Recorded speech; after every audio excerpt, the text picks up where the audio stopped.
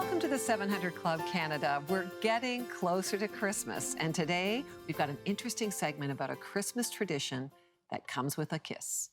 Bet you can guess what that is. Well, I'm thinking about that one. I'm looking forward to it. All right. And we'll be joined by nutrition expert and chef Shauna Leinster to share one of her favorite and simply delicious Christmas recipes. Can't wait, Brian. Lord. I love Shauna's cooking. I want her to Yes. come and cook at my house on Christmas Day, you know? Whoa. Think she'll do that? You know, I don't know, because I've reserved already. have you? No, no.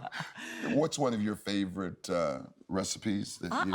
I love stuffing. You know, it's because it's something I don't normally eat or don't normally have. So there's just, if you're going to have turkey, you're going to have stuffing. Yeah. What about you?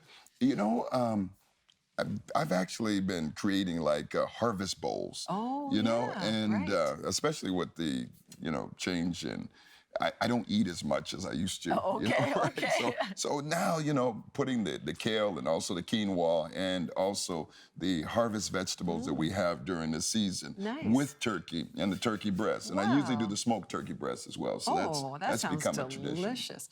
But first, before we maybe get into Brian's recipe, a family Christmas tradition that not only lights up the neighborhood, but anyone who visits. Yeah. Pretty cool. Can't wait for that cooking today. Yeah.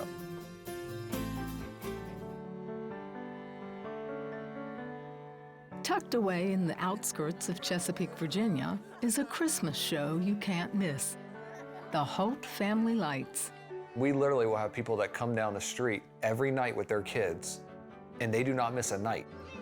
And they'll tell us, hey, you make our season. You are a stop that we have to come to. It's a tradition that started with his father, Preston. Christmas has always been big in our family. From the time I was knee-high, everybody used to put lights out. When Alan was about 12 is when we really started the inflatables. Hey, I need to finish decorating mine. When Alan moved into his first home at 18, he carried on the tradition by starting his own holiday display. That first year, I probably bought 10, 15 strands of lights, and I thought, okay, I did the bushes, and then after Christmas, I think I got close to 300 or 400 boxes of lights, and the next year, I started lining the house. It grew from the little tiny 10 boxes of lights to what you see now. These days, Alan doesn't just decorate. He produces a light show with a snow machine, dozens of inflatable characters, and 70,000 LED lights. It's a process that takes 2 weeks to set up and months to plan. For me, Christmas is a year-round thing. You're creating a lot of your props and a lot of your other stuff, doing your arches and everything else. We do that throughout the year. I'm sitting there in June and July programming Christmas songs. And right by his side, eager to help, is his daughter, Callie. We get to climb ladders, and it's fun. And I get to put up the inflatables. Daddy, how do I get this undone? Daddy, the husky needs help. Daddy, this guy's falling over on me. On weekend nights, she also manages her own snack and cocoa stand her grandfather has dubbed Callie's Concessions. And every cent she makes goes directly to charity. To teach her the meaning, it's not about always receiving, but also giving. It makes me very proud to have her out there. It makes me happy because a lot of people need money to buy stuff for their children. The Holts have attracted thousands of admirers over the years, and they say it's those smiles that keep them going. Just to see all the people, the crowd, the kids, the joy. We actually had a guy that he would come by every single night and he would take a selfie in front of my display. And so I got to talking to him one night, and his wife was battling cancer and she couldn't get out of bed. And so every night he would come down to the display, take a picture, and some nights take a video and take it back to her because it was something that she looked forward to. And, you know, it's those kind of stories. It makes it worthwhile. For the Holt family, this season is all about joy, and they can't think of a better way to celebrate the real meaning of Christmas. Christmas is a time not just for gifts, but a time to remember why we're celebrating Christmas. The birth of Jesus, that's what it's all about.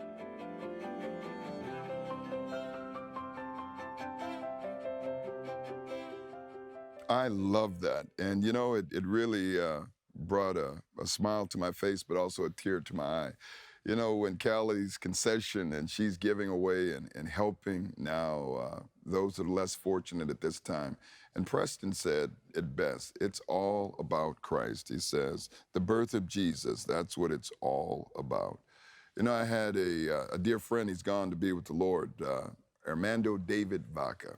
And in his neighborhood, in his cul-de-sac, they did this exact same thing in Hamilton on the Mountain. And they had their own FM stereo where they would play Christmas music, but also people would come. And just like that man who would take pictures because his wife was going through cancer, Armando David Vaca, he made a lot of people's lives so wonderful. Dear friend of mine.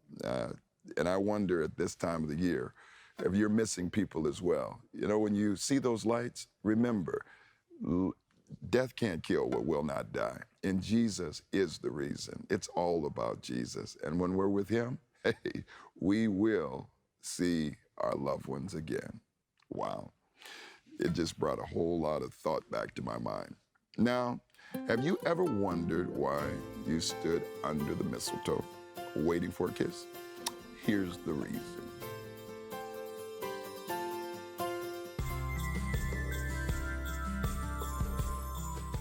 A lot of couples seek out mistletoe, which I have in my hand, at Christmas parties so they can steal a little kiss under the doorway. But there's a lot more to mistletoe than just kissing, isn't there? Oh, there certainly is. As a matter of fact, when the first missionaries got to the North Countries, they found out that mistletoe was a plant that these people revered because it didn't die in the wintertime when they thought all the other trees did die. So it was considered sacred. It was considered sacred. As a matter of fact, if two Viking warring tribes met under mistletoe, they couldn't fight.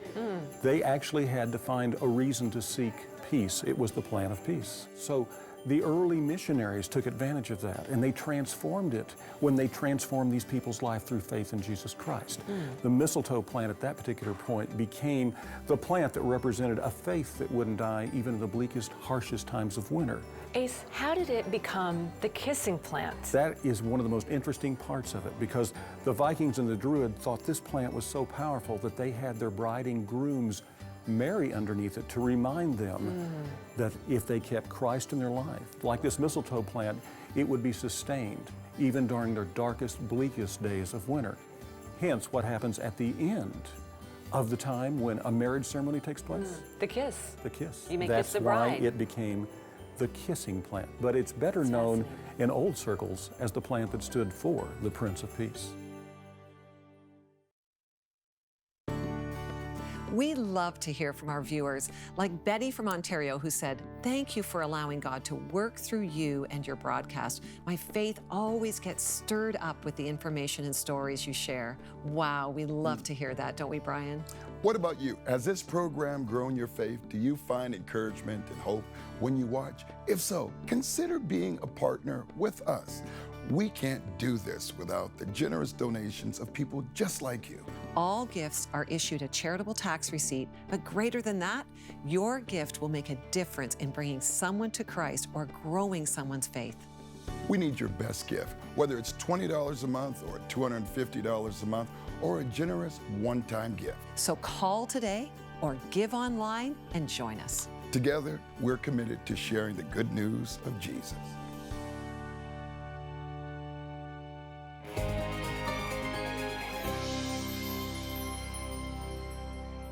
Since 2003, Jean Watson has traveled the globe as an internationally acclaimed singer and classical violinist. When she is not on the road, her musical talents fill the string section of the Kalamazoo Orchestra. And Jean says she owes her entire career to a simple prayer and a Christmas miracle. Jean started playing the violin at the age of 7. I just wanted to play an instrument, and the violin was the first one. I guess I was good at it, and teachers just encouraged me. And by the time I was in junior high, I think I knew that I wanted music to be what I did with my life. Jean went on to earn her master's degree in music from Miami University of Ohio.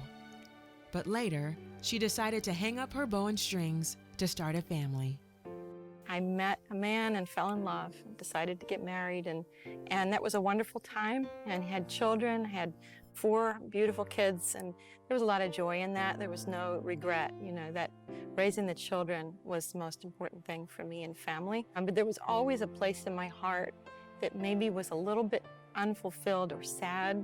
When I heard really great music, it would kind of make me mourn on the inside. And so, unfortunately, years went past. We moved several times. The marriage began to falter and struggle, and finally ended in divorce, which was a very sad time for everyone.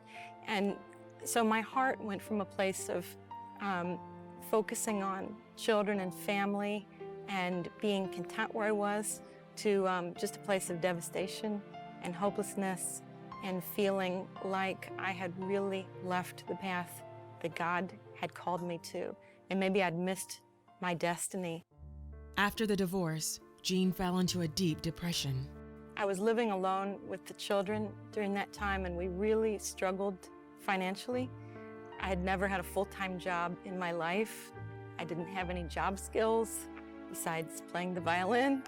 And you know, during that time, I remember going to sleep at night and holding onto the bed sheets and pretending that they were Jesus' robe.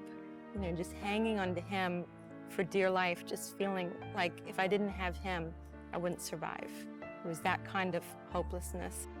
Every morning, the first thing that I would do would be cry, you know, and every pillow was soaked with tears. In her hopelessness, Jean remembers praying one simple prayer. Just crying out to God and saying, Lord, I'm just at zero. I'm ashamed to say it, but I don't have strength to even do 1%. You're going to have to be my God of 100%. The first answer to Jean's prayer was immediate.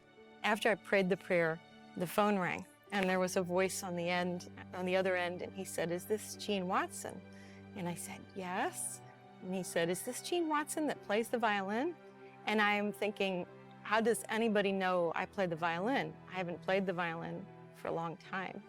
And he said, well, I'm the concert master of the Kalamazoo Symphony, and he said, I would like to hear you play. Would you come and play for me? That audition eventually led to a position in the symphony and was the beginning of a healing process for me. It was the Lord really speaking to my heart and saying, I have not forgotten about you, and I know exactly why I've created you, and you're on the right path. Jean's second miracle came just in time for Christmas.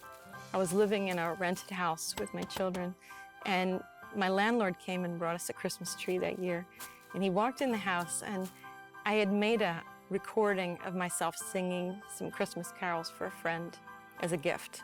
And so, coincidentally, when he walked in, this recording was playing, and he stopped in his tracks and he said, that's you? And I said, yes. And he looked at me and he said, Jean Watson, he said, I don't know what you're doing with your life, but that is what you're supposed to be doing with your life. He said, I want you to take your rent money and give it to a recording studio and make a CD. And so I did. Jean eventually completed her Rent Money CD. Well, after I'd made that first CD, and now I'm playing and singing in churches and beginning to have a message inside that I want to share with people, because as the Lord was healing me and I started experiencing joy, and I wasn't going to sleep holding onto the bed sheets, and I wasn't waking up in tears, you know, the Lord had really shifted some things in my life, and just having something to do again that was meaningful and playing music again, it was incredibly healing. Today, Jean has completed 6 albums and has traveled to England, Scotland, and Ireland for ministry. She hosts a daily radio show that airs in Ireland. She says she will never forget the pain of her past and the Christmas miracle God used to fulfill her calling. The Lord brought me back to life, and He showed me that even though I thought I had failed Him, that he would never fail me, that his faithfulness endures forever. Wow, I just found Jean's story so inspiring and encouraging. Just when you think you've lost all hope, one little prayer and really a Christmas miracle, and her life just took a completely new trajectory into what God had planned for her. You know, maybe you feel today that you have no hope, that you are like Jean. She was literally curled up in her bed, holding onto her bed sheets, weeping tears, that she in some ways had lost or missed out on the life God had for her. But here's what Lamentations 3:22 and 23 says. It's one of my favorite verses, and it's given me hope in times when I felt there might not have been any hope. Because of the Lord's great love, we are not consumed, for his compassions never fail. They are new every morning. Great is his faithfulness. Do I need to read that again to you? Did you hear what the scriptures say? Because of the Lord's great love, we are not consumed. Every day is a new day because God loves us. He is the one who brings hope to us when we feel most hopeless. I know there was a season in my life where I thought all my dreams had been crushed. I went to the States to study music. I lost my voice, and I had no voice. I was told I probably wouldn't sing again. And yet God took me through a season of loss, and out on the other side, I had many years of returning my voice, having my voice return, serving him, teaching music. I mean, you know, you can't even count the ways that God's love does not fail you. Maybe you need hope today. Give us a call, 1-855-759-0700. Today, I declare that the Lord's love is new for you. His hope is good for you. He will not fail you. Give us a call. Up next, we'll be joined by Shauna Leidster with some simply delicious Christmas treats. Don't want to miss it.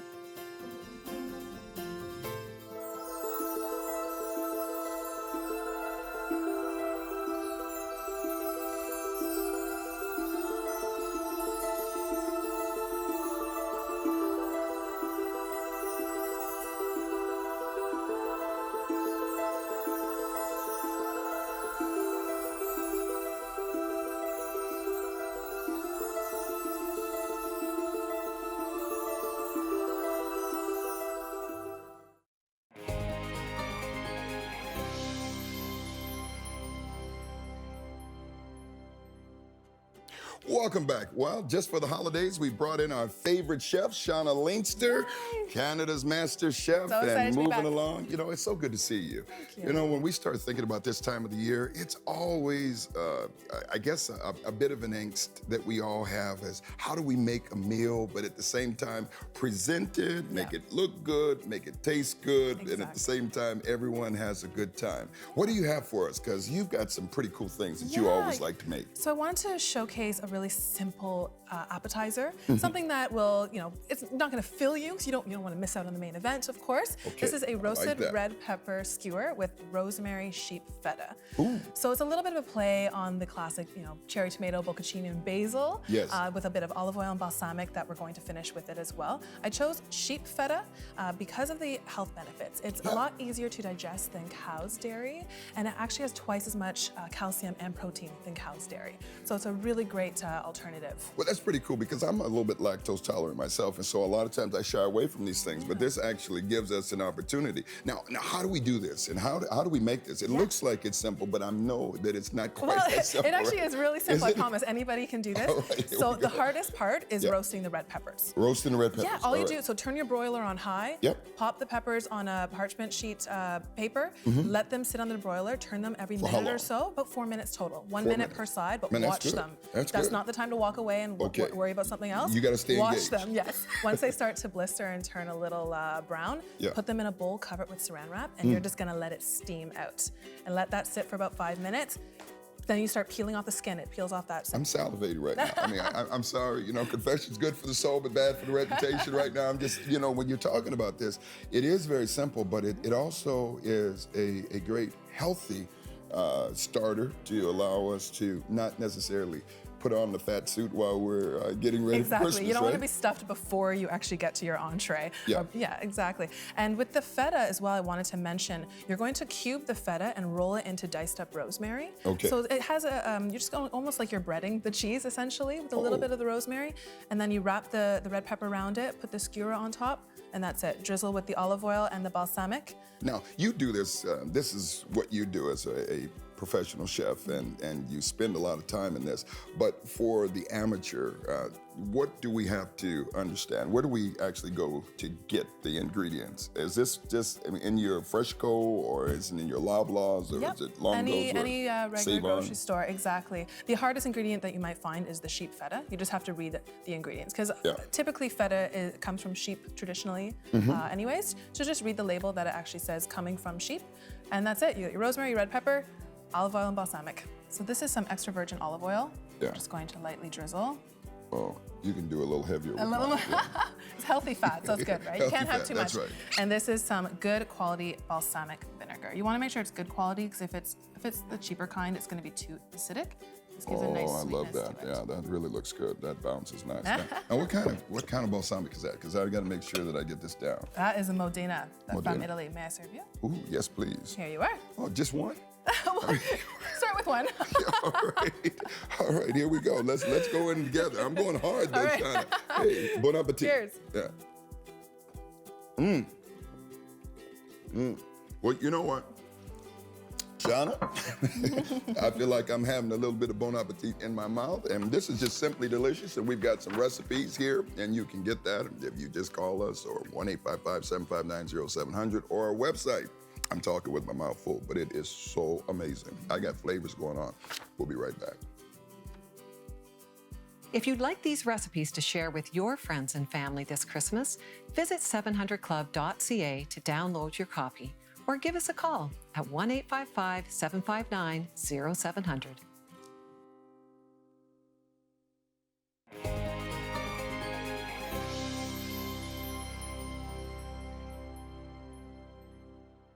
Well, that looked like a lot of fun, Brian, and delicious. Yes, yum, yum. Yeah. You know, the beautiful thing about Shauna Leinster is she comes up with these fascinating recipes, and she prays and asks God, you know, would you give me these recipes? Right. And he does. And I mean, they're full of flavor as well. And you can get those recipes at the 700club.ca and just ask and request Simply Delicious. And those recipes. And they're all healthy too. And I don't do a lot of dairy, so I could eat those. Yes. You know?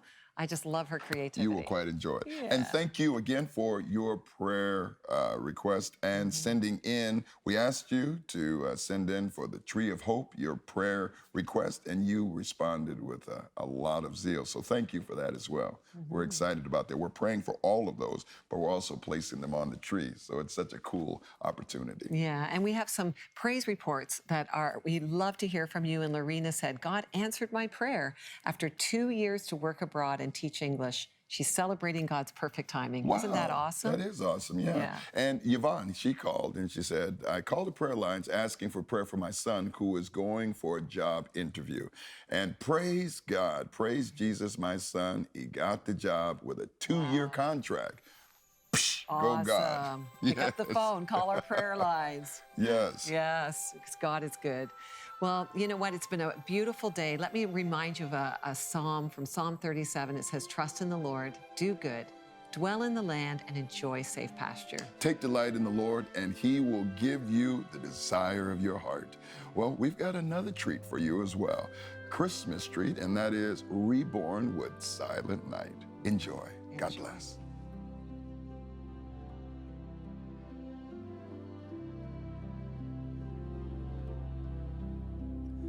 Silent night, holy night, all is calm, all is bright, round yon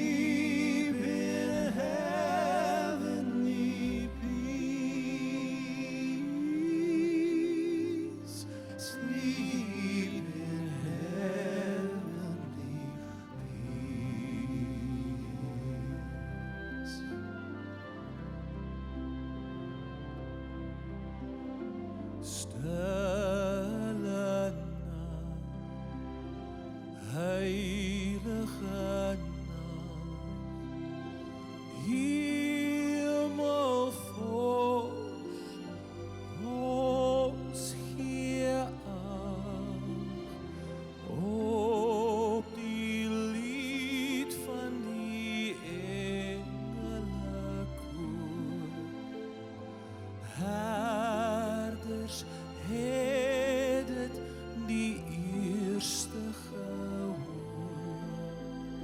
Juich, die redder is daar.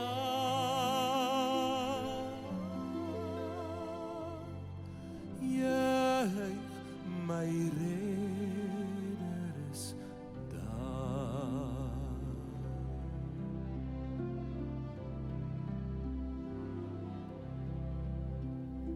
Silent night, holy night, Son of God, love's pure light, radiant beams from thy holy face, with the dawn of redeeming grace. Jesus, Lord, at thy birth.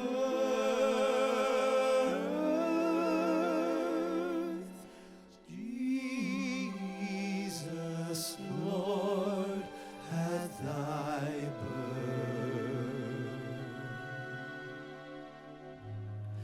Jesus, Lord, at thy